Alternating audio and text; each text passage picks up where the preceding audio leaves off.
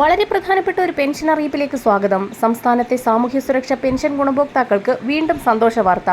പുതുവത്സരത്തിനോടനുബന്ധിച്ച് വീണ്ടും സാമൂഹ്യ സുരക്ഷാ പെൻഷൻ വിതരണ നടപടികൾ സംസ്ഥാന സർക്കാരിന്റെ ഭാഗത്തു നിന്നും ആരംഭിക്കുന്ന സാഹചര്യത്തിലാണ് ഏറ്റവും പുതിയ സന്തോഷ വാർത്ത എത്തിയിരിക്കുന്നത്. സംസ്ഥാന സർക്കാർ പ്രഖ്യാപിച്ച ആദ്യ ഗഡു പെൻഷൻ തുകയുടെ വിതരണം ഇന്നലെ മുതൽ സംസ്ഥാനത്ത് സജീവമായിട്ടുണ്ട്.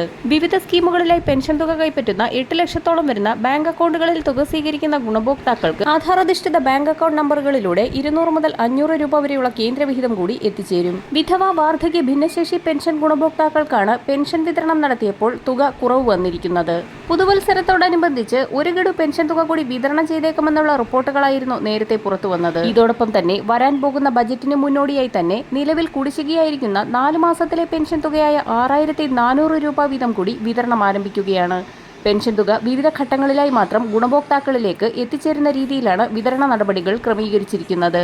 ഈ സാഹചര്യത്തിൽ സാമൂഹ്യ സുരക്ഷാ പെൻഷൻ വിതരണം, നടപടിക്രമങ്ങൾ, അർഹത എന്നിവ സംബന്ധിച്ച് വിവിധ ഉത്തരവുകളെല്ലാം കൂടി ക്രോഡീകരിച്ച് പുതിയൊരു ഉത്തരവ് പുറത്തുവന്നിട്ടുണ്ട്. വിവിധ തദ്ദേശ സ്ഥാപനങ്ങൾ വഴി പെൻഷൻ തുക കൈപ്പറ്റുന്ന ഗുണഭോക്താക്കൾ നിർബന്ധിത സർട്ടിഫിക്കറ്റുകൾ സമർപ്പിക്കണമെന്ന് തദ്ദേശ സെക്രട്ടറിമാരുടെ അറിയിപ്പുകൾ കൂടി പുറത്തുവന്നിട്ടുണ്ട്. അറിയിപ്പുകൾ ലഭിച്ചവർ മാത്രം നിർബന്ധിത സർട്ടിഫിക്കറ്റുകൾ തിങ്കളാഴ്ച മുതൽ തന്നെ ഹാജരാക്കേണ്ടതാണ്. ബന്ധപ്പെട്ട സർട്ടിഫിക്കറ്റുകൾ വാർഡംഗത്തിന്റെ കയ്യിൽ നിന്ന് വാങ്ങിയാണ് തദ്ദേശ സ്ഥാപനങ്ങളിൽ സമർപ്പിക്കേണ്ടത്.